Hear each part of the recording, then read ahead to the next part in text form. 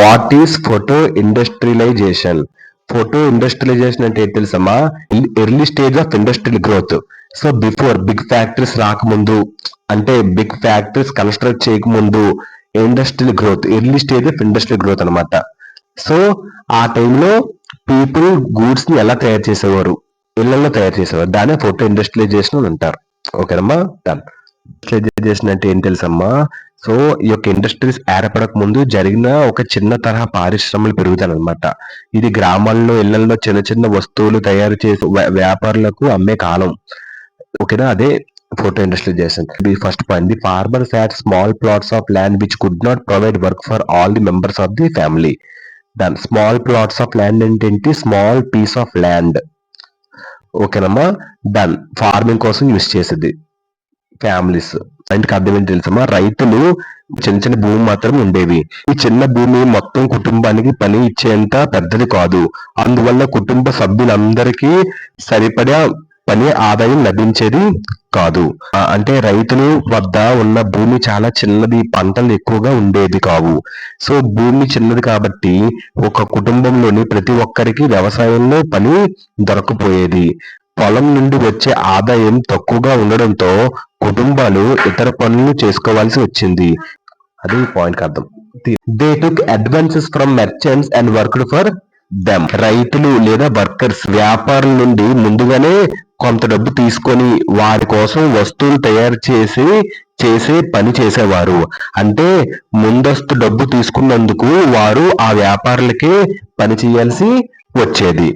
ఓకేనమ్మా, done. Third point, the farmers remained in the countryside and cultivated their small plots. Remained అంటే ఏంటి? ఉండిపోవడం. Country side అంటే ఏంటి? Village, rural areas. కల్టివేటెడ్ అంటే ఏంటి? Land where crops are plants are grown. Point కి అర్థం ఏంటంటేమా, రైతులు గ్రామాల్లోనే ఉండి తమ వద్ద ఉన్న చిన్న చిన్న భూముల్ని సాగు చేసుకుంటూ జీవించారు. భూమి చిన్నదైనా వారు వదిలిపెట్టకుండా అందుబాటులో ఉన్న రీసోర్సెస్ తో పంటలు పండించారు. This allowed them to make a fuller use of their family resources. So ఇంకా ఫోటో ఇండస్ట్రియలైజేషన్ ఇంకేం చేస్తుంది? ఫల్లర్ యూస్ అలౌ చేస్తుంది. ఫల్లర్ యూస్ అంటే ఏదైనా మనం కంప్లీట్ గా యూస్ చేయడం, యూసింగ్ సంథింగ్ కంప్లీట్లీ, చాలా ఎఫిషియెంట్ గా యూస్ చేయడం. ఫ్యామిలీ రిసోర్స్ అంటే ఏంటి? People such as money, time, skills, property, materials, ఇవన్నీ ఫ్యామిలీ రిసోర్సెస్. ఈ పాయింట్ కి అర్థం ఏంటంటే కుటుంబంలోని ప్రతి ఒక్కరూ ఏదో పని చేసి ఆదాయం సంపాదించగలిగారు. దీంతో కుటుంబంలో ఉన్న సమయం, శక్తి, నైపుణ్యాలను పూర్తిగా ఉపయోగించుకోవచ్చు. ఓకేనమ్మా, done. Income from photo industrial production supplemented their shrinking income from cultivation. For income from photo industrial production. Photo industrial production అంటే ఏంటమ్మా? పీపుల్ యూస్డ్ సింపుల్ టూల్స్ చూసుకొని పనిచేసేవారు వ్యాపారుల కోసం. అదే photo industrial production. Then supplemented అంటే adding something extra to increase. Shrinking income అంటే money that is decreasing, money తగ్గిపోవడం. కల్టివేషన్ అంటే గ్రోయింగ్ క్రాప్స్ ఆన్ ల్యాండ్. వ్యవసాయం నుండి వచ్చే ఆదాయం రోజు రోజుకి తగ్గిపోతుండడంతో రైతులు ఇంట్లో చేసే చిన్న తరహా తయారు పనులు, అంటే ఫోటో ఇండస్ట్రీ ప్రొడక్షన్ అంటారు, చిన్న తరహా తయారు పనులు, ఎడిషనల్ ఇన్కమ్ ని సంపాదించేవారు. వ్యవసాయం సరిపోకపోవడంతో ఈ ఇంటి పనులు వారి జీవన ఉపాధికి సహాయపడ్డాయి. Photo industrial system was a part of a network of commercial exchanges controlled by merchant. Network అంటే ఏంటి? Communication with each other.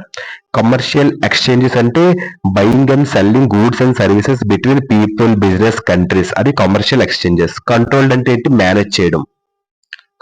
ఈ పాయింట్ కి అర్థం ఏంటంటే అమ్మా, ఫోటో ఇండస్ట్రియల్ వ్యవస్థ అనేది వ్యాపార మార్పిడి వ్యవస్థలో ఒక భాగం. వ్యాపారులు రైతులకు ముడి సరుకులు ఇచ్చి వారు తయారు చేసిన వస్తువులను తిరిగి తీసుకొని వాటిని దూర ప్రాంతాల్లో అమ్మేవారు. అందువల్ల రైతుల ఉత్పత్తి మొత్తం వ్యాపారుల ఆధీనంలో ఉండేది. ఓకేనమ్మా, సో ఫోటో ఇండస్ట్రియల్ వ్యవస్థ ఒక పెద్ద వ్యాపార నెట్వర్క్ లో భాగం. సో ఈ నెట్వర్క్ ని వ్యాపారులే నియంత్రించేవారు, కంట్రోల్ చేసేవారు. సో రైతులకు ముడి పదార్థాలు, రా మెటీరియల్స్ వ్యాపారులు ఇచ్చేవారు. రైతులు తయారు చేసిన వస్తువులను వ్యాపారులు సేకరించి అవి పట్టణాల్లో తీసుకెళ్లి అమ్మేవారు. రైతుల ఉత్పత్తి ఆదాయం వ్యాపార మార్పిడిపై ఆధారపడి ఉండేది. ఇది పారిశ్రమల ఎదుగుదలకు ముందు ఉన్న పూర్వ పారిశ్రమ ఫోటో ఇండస్ట్రియల్ దశ. ఓకేనమ్మా, డన్. సో ఇదేనమ్మా ఫోటో ఇండస్ట్రియలైజేషన్. ఒకసారి షార్ట్ గా చెప్తాను చూద్దాం. What is mean by photo industrialization అంటే, సో ఫోటో ఇండస్ట్రియలైజేషన్ అంటే ఇండస్ట్రీస్ ఏర్పడక ముందు జరిగిన ఒక చిన్న తరహా పారిశ్రమలో ఒక గ్రోత్, పెరుగుదల. ఇది గ్రామాల్లో, ఇళ్లలో చిన్న చిన్న వస్తువులు తయారు చేసే వ్యాపారులకు అమ్మే కాలం. సులభంగా ఇది చెప్పాలంటే, మీకు ఇంకా ఈజీగా చెప్పాలంటే, తయారు పనులు పెద్ద ఫ్యాక్టరీల్లో కాకుండా ఇళ్లలో చిన్న వర్క్ షాప్స్ లలో జరిగితే దాన్నే ఫోటో ఇండస్ట్రియలైజేషన్ అని అంటారు. ఓకేనమ్మా, డన్. Thank you.